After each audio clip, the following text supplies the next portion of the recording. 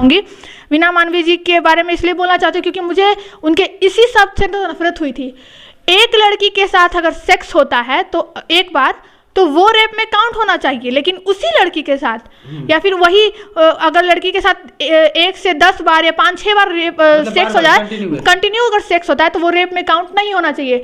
ये तो बिल्कुल अनपढ़ गंवार औरत का एक बयान हो सकता है। पूरा पगड़ी वगड़ी पहना के शपथ दिलवाया गया था, आखिर वो क्यों, आप उसको क्यों ज्वाइन करवा रही थी अपने संगठन में? पब्लिसिटी स्टंट है। तब तो आती है कि वही छोटू आरती के साथ एक पैर पे खड़ा रहने वाली वीना मानवी को खुद उस आरती ने नहीं पूछा, कुछ तो कमियां वीना जी में जरूर होगी।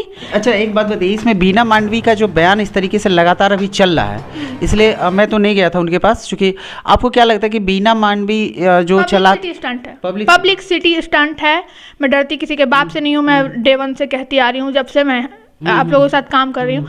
लेकिन बात यहाँ है कि पब्लिक सिटी स्टंट करके क्या मिलेगा तुम्हें? 2 दिन की चांदनी फिर अंधेरी रात, 4 दिन भी नहीं, 2 दिन की चांदनी फिर, क्योंकि पब्लिक सिटी स्टंट मैं इसलिए कह रही हूँ, वही आरती छोटू के सपोर्ट में खड़ी हुई, दर दर भटक रही थी उनके साथ, माना तहे दिल से। मैंने भी सोचा था, लेकिन मैं देख रही थी कि इस केस में क्या क्या होता है। उनको इस बात का भी गम था कि आरती जब शादी की या इस तरह का कुछ भी अगर मतलब शादी करने जा रही तो उनको इत्तला नहीं की या बुलाई।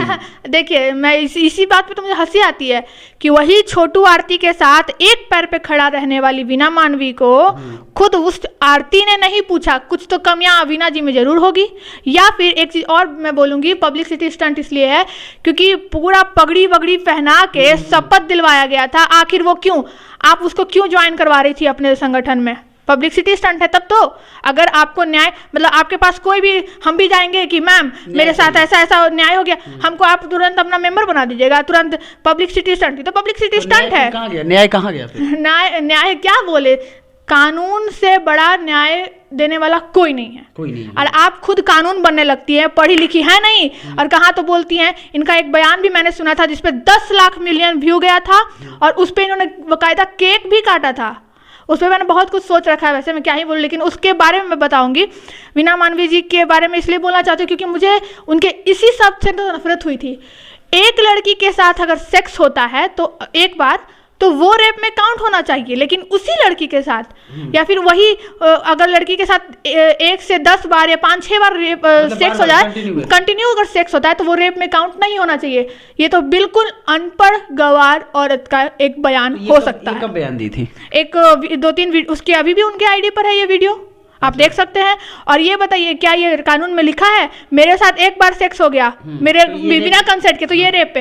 वही इंसान अगर मेरे साथ महीनों बिना कंसेंट के अगर सेक्स करता है, और मैं डर से किसी के पास नहीं बोले जा रही हूँ, तो मतलब क्या है कि मेरे साथ वो मैं ही इसके लिए लाइबल हो जाऊंगी, क्योंकि वही बंदा लाइबल होगा ना। तो ये कौन सा केस के प्रकरण में ऐसा उनका बयान आया था? ये तो मुझे मालूम नहीं, बस मुझे ये नहीं, एक मीडिया वाला बस बाइट लेने गया था, तो वो महिला पुरुष के का नारा जपते रहती हैं कि हम महिला के साथ खड़े रहते हैं, पुरुष के साथ अगर अत्याचार होता है तो उसके साथ खड़े होते हैं।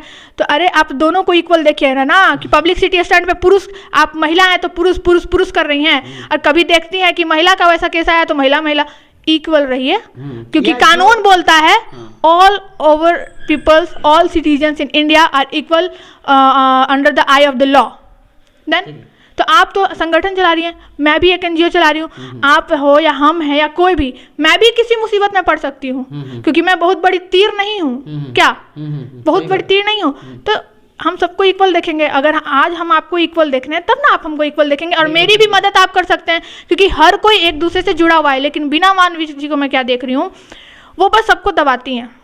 मैं झूठ क्या बोल, मैंने देखा है, अगर मीडिया की आज कतार लगी हुई है तो उनका घमंड जो देख रही हूँ मैं यहाँ है, और ये घमंड बढ़ाने वाले आप जैसे मीडिया लोग ही हैं कुछ, ठीक है? तो वो मैं गलत बोलूंगी, ये गलत है, बिल्कुल गलत है। अच्छा, वीना मानवी के पास जो इस तरह की महिलाएं या बच्चियां हैं जो इनके साथ कुछ इस तरह का घटना होता है, फाहिमा जी एक उनके संगठन की मेंबर हैं, अभी आया है ना, क्या साफ उन्होंने बोला भी नहीं, ऐसे बोली हैं कि हाँ हम लोग लिए होंगे वकील को देने के लिए 10,000 15,000, वही वापस, अभी तो उन पे आरोप लगा है 10,000 15,000।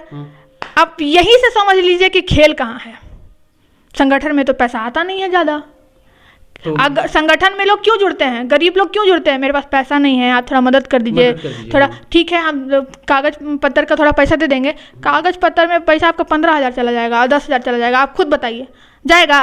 हम भी पढ़े लिखे हैं, आप भी पढ़े लिखे हैं, आप मीडिया के लोग हैं, जाएगा 15,000 या 10,000? सवाल यहीं से खड़ा होता है। तो ऐसे ऐसे मीडिया वाले भी हैं जो कि उनके पास जाके कतार लगा रहे हैं और फिर उन्हीं के पीछे बोलेंगे कि वीना जी ऐसे हैं वैसे। तो हम उनको बोलते हैं, वो मीडिया वाले, कि आप ही भाव बढ़ा रहे हैं। आप young lawyer, young student, young media वाले से मिलिए। यंग मीडिया वाले ज़्यादा ये सब चीज़ पे एग्रेसिव होते हैं और गलत को सह नहीं पाते हैं। गलत कभी ना कभी वो खुद हो जाते हैं।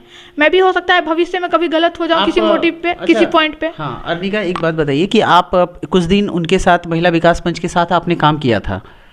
देखिए कुछ दिन नहीं किया था मैंने, उन्हीं के रवैये की वजह से मैंने वो छोड़ दिया था तुरंत। रवैया इन द सेंस कि क्या लगा आपको कि वहाँ पे जो भी जाती है, जो जिसके साथ मोलेस्टेशन होता है या कोई भी जो मतलब डोमेस्टिक वायलेंस के शिकार महिलाएं जाती हैं, तो वहाँ पे उनके प्रॉब्लम को क्या सॉर्ट आउट किया जाता है?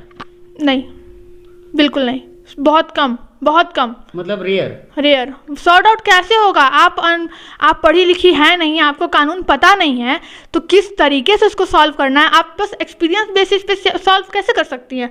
अगर आपको कानून पता होगा, आप दोनों को इक्वल देखिएगा, है कि नहीं? में आप मतलब एक्शन लीजिएगा, उनसे पूछ के आइएगा कि फंडामेंटल राइट में कितने से कितने आर्टिकल है, बस इतना ही पूछिएगा।